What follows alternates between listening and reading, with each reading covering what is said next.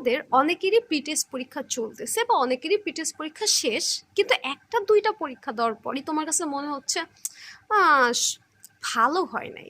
আমার প্রি-টেস্ট পরীক্ষায় আমি দিয়েছি এসএসসি 2019 সালে। আমার প্রি-টেস্ট পরীক্ষায় আমি কোন ভুলগুলো আইডেন্টিফাই করছি অ্যান্ড কোন ভুলগুলোর উপর কাজ করার পর আমি ট্যালেন্ট পুলে স্কলারশিপ পেয়েছি ভবিষ্যতে এসএসসিতে, ওই ভুলগুলো নিয়ে আমি আজকে কথা বলবো। কোশ্চেন লিখতে গেছে 2-3 লাইন পর আটকে গেছি, এইটা যেন কোনভাবে করতে হয়, এটার পরে যেন কি ছিল এটা আমি ভুলে গেছি। তোমার মনে এই প্রশ্ন আসে, কি রে ভাই আমি এটা মাত্র দেখে আসছি, আমি এখন এটা কেন পারতেছি না, এটা নিজের অনেক অসহায় লাগে। এর মধ্যে আমার কি ভুল ছিল জানো? প্র্যাকটিস না করে যাওয়া। দেখো, সাইকেল চালাইতে দেখা আর নিজের সাইকেল চালানো দুইটার মধ্যে কিন্তু তফাৎ আছে। নিজের সাইকেল চালাইতে যাবা তখন তুমি বুঝবে এখানে ছোট ছোট জিনিস কত ইম্পর্টেন্ট।